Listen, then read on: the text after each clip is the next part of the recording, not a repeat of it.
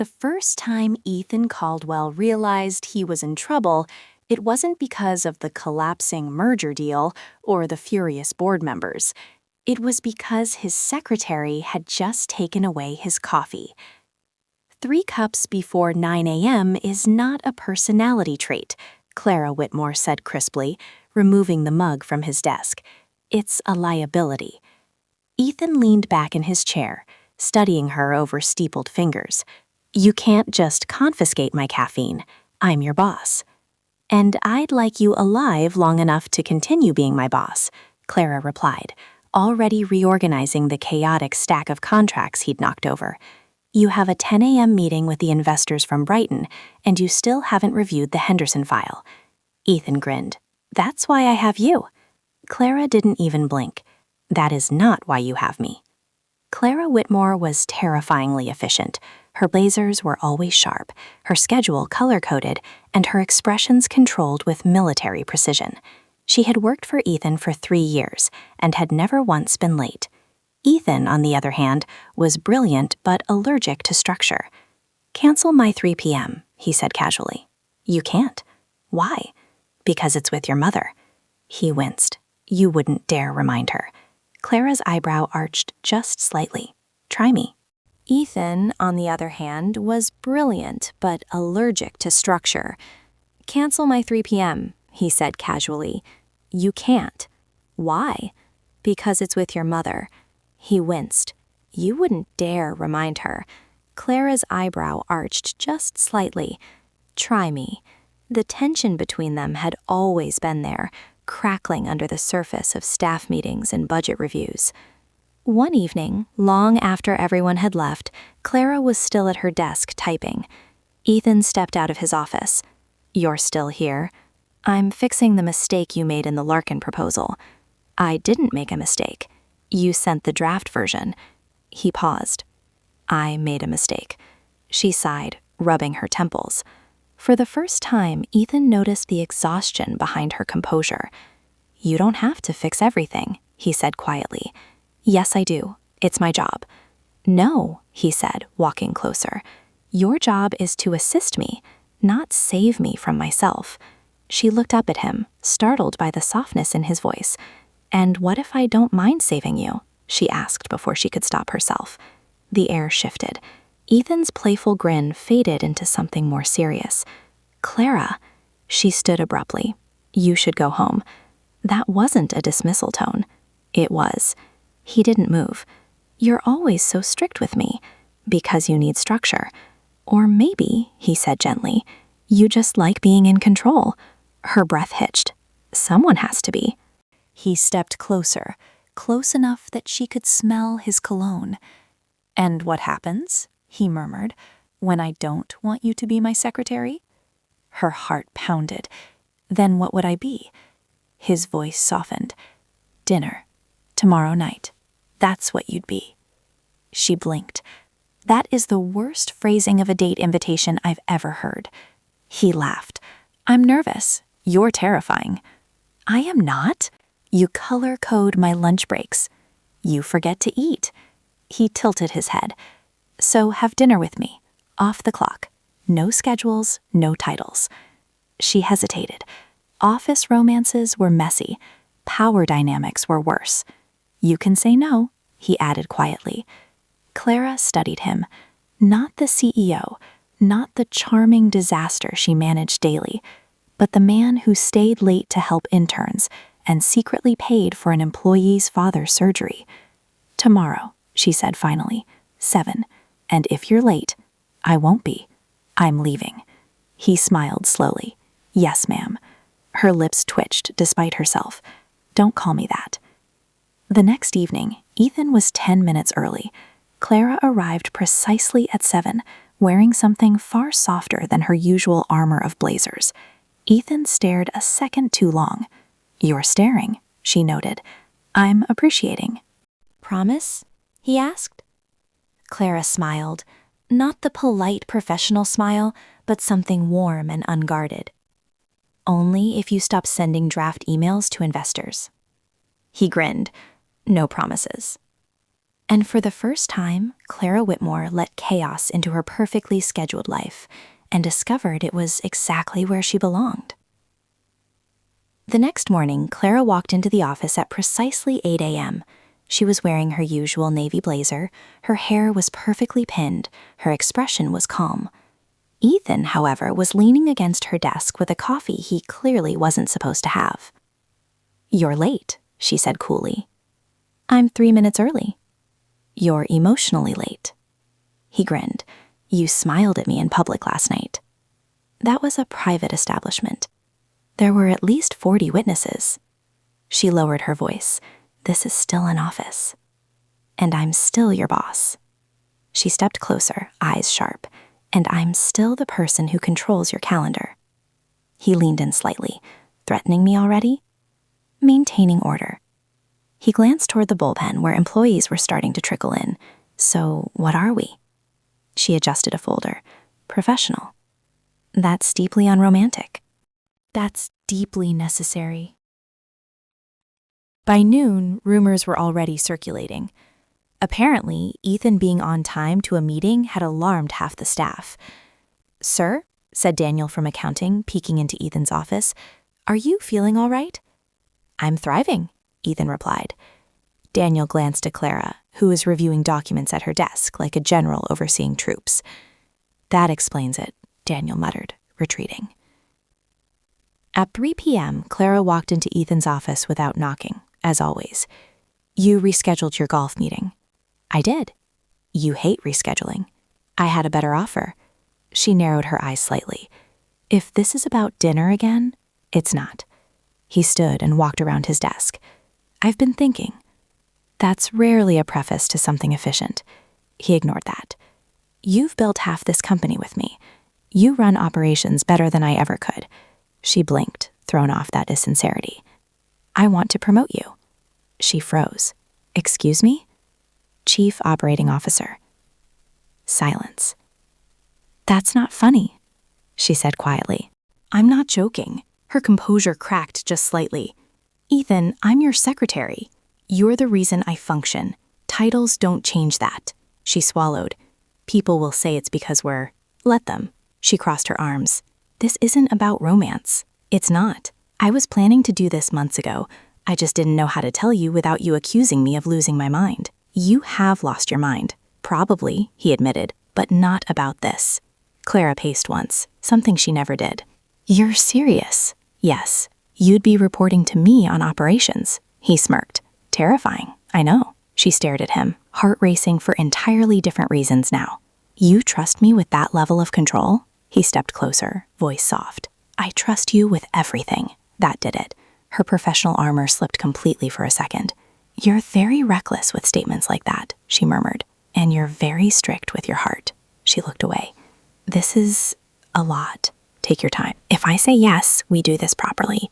HR disclosure, board approval, no favoritism." He placed a hand over his chest. "You wound me.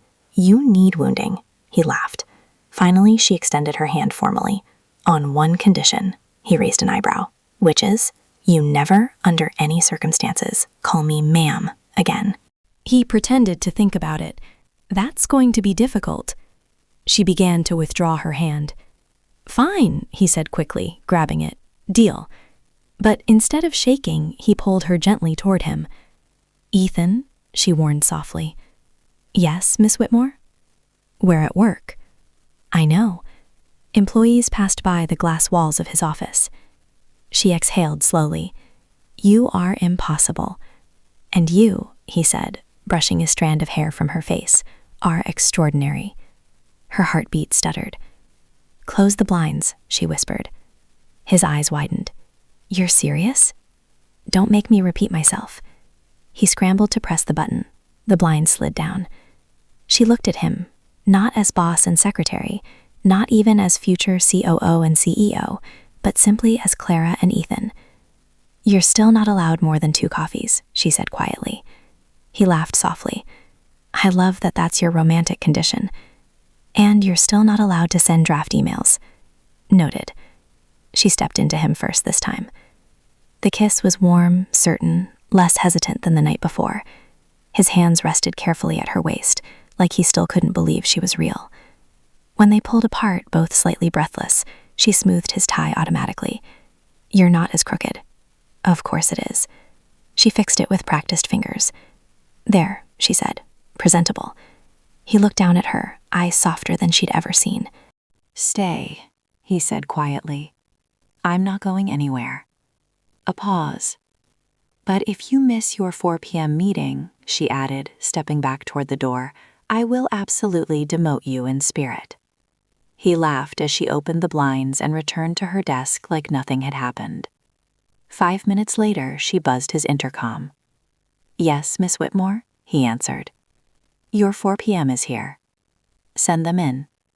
"And Ethan?" "Yes?" A beat. "I'm very proud of you." He froze for a second, smiling to himself. "Careful," he replied. "You're getting sentimental." Her voice returned to its usual cool efficiency. "Don't get used to it." But as he straightened his jacket and prepared for the meeting, Ethan Caldwell had never felt more organized or more in love in his life. His POV. Ethan had built a company from nothing but instinct and stubborn optimism. Negotiating million-dollar deals? Easy. Firing underperforming executives? Manageable. Presenting to hostile investors? Almost fun. But sitting across from Clara Whitmore at breakfast the following Saturday? Absolutely terrifying. She's reading the menu like it's a legal contract. Why is that attractive? "Stop staring," Clara says without looking up. "I'm not staring." "You haven't blinked in 20 seconds. I'm appreciating." She lowers the menu slowly. "You said that already this week. And it's still accurate." God, she's beautiful when she's mildly irritated. He clears his throat. "You don't have to analyze the pancakes." "I absolutely do. They list 3 syrups and no sourcing details." "It's breakfast, Clara, not a merger." She tilts her head.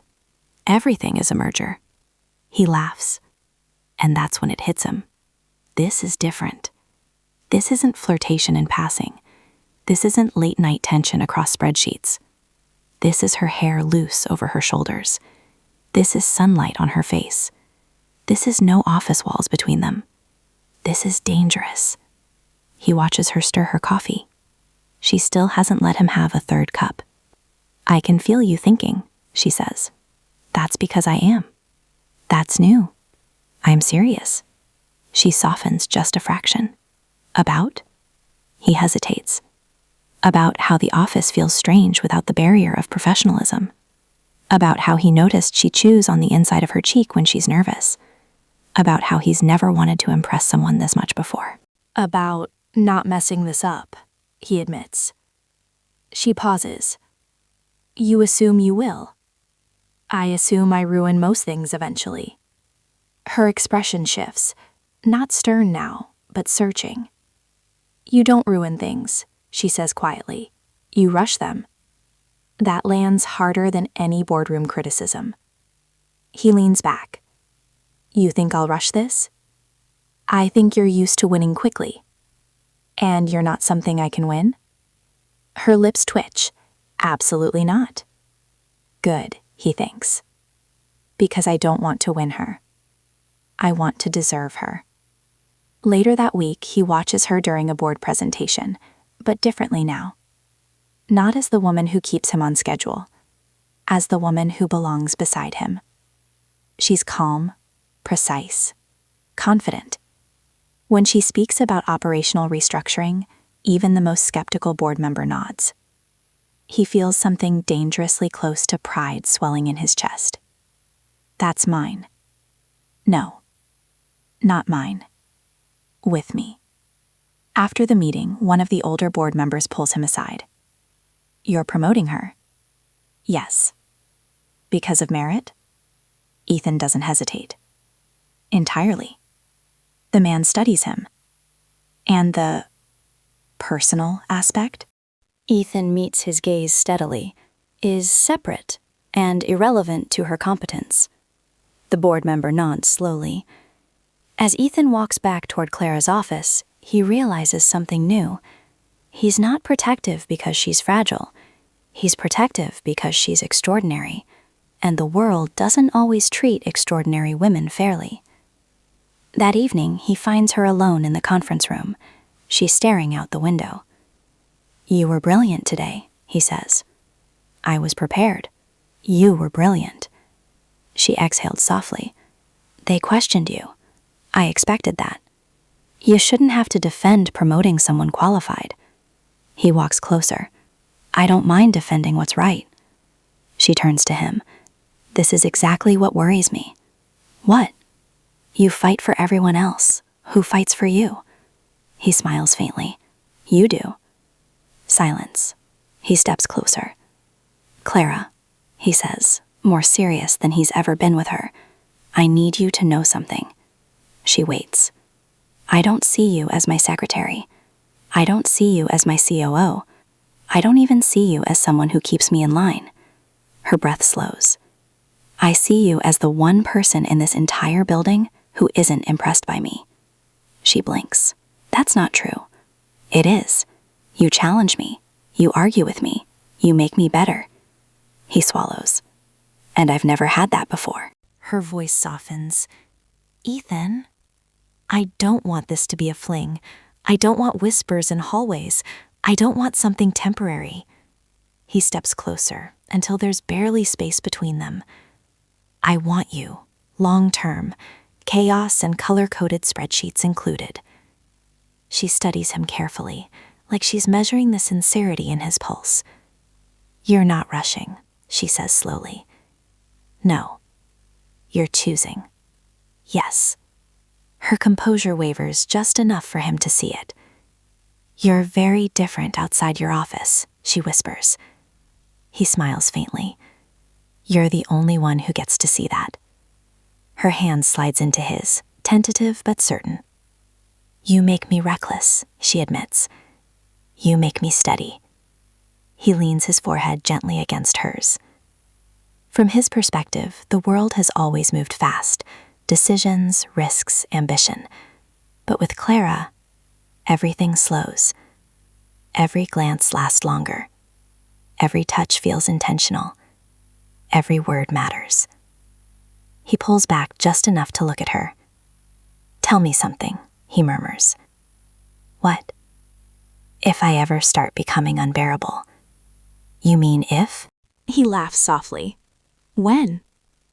She steps closer, voice warm but firm.